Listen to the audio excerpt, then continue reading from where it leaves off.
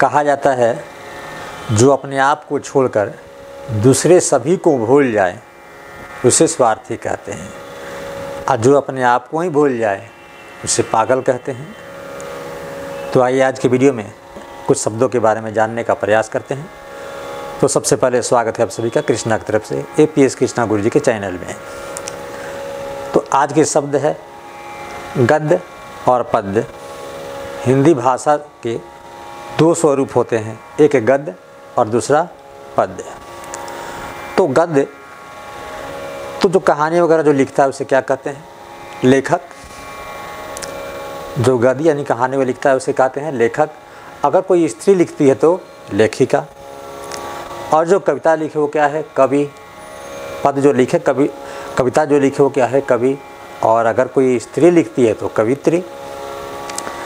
तो गद्य और पद्य, तो गद्य में जैसे कोई कहानी, निबंध, पत्र, ये सब उपन्यास, ये हो गए गद्य। और पद्य तो कविता, गज़ल, भजन, गीत, काव्य, ये सब हो गए पद्य। उसके अलावा एक क्या होता है? बुद्धि तत्व प्रधान, एक भाव तत्व प्रधान। गद्य जो होता है वो बुद्धि तत्व प्रधान होता है, जबकि पद्य भाव तत्व प्रधान होता है, उसमें भाव प्रमुख होता है। और दूसरा अंतर हो जाता है कि गद्य को जो है साधारण तरीके से पढ़ा जाता है। गद्य को साधारण तरीके से पढ़ा जाता है, यद्यपि पद्य को लयात्मक ढंग से यानी एक लय में, अलग अलग लयों में गाया जा सकता है, यानी गाया जाता है, पढ़ा जाता है। और गद्य में तुकबंदी या अलंकार न के बराबर प्रयोग होते हैं। गद्य में तुकबंदी और जैसे होते हिंदी में पढ़ाया जाता है ना छोटे बच्चों को तुक वाले शब्द, तो तुक वाले शब्द यानी सुनने में थोड़ा सा एक ही तरह की मात्रा लगी हो, जैसे आप, माप, काका, टाटा, चाचा, पापा। तो इस तरह से तुक वाले यानी तो तुकबंदी और अलंकार गद्य में न के बराबर प्रयोग होते हैं, यद्यपि पद्य में जो है तुकबंदी और अलंकार का प्रयोग होता है।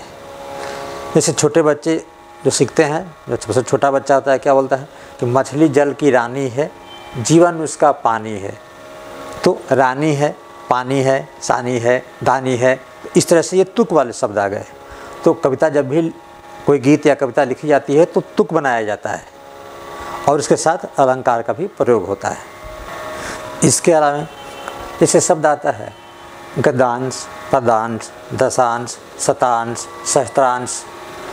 तो अंश में अंत में क्या जुड़ जाता है? अंश। अंत में अंश जुड़ जाता है। तो अंश अगर तालाब ऐसा वाला है अंश, तो हो जाता है आपका हिस्सा, भाग, टुकड़ा। और वहीं अगर वो दंत सा वाला आ जाता है अंश, तो हो जाता है आपका कंधा। तो इसमें क्या होता है? तालाब्य स।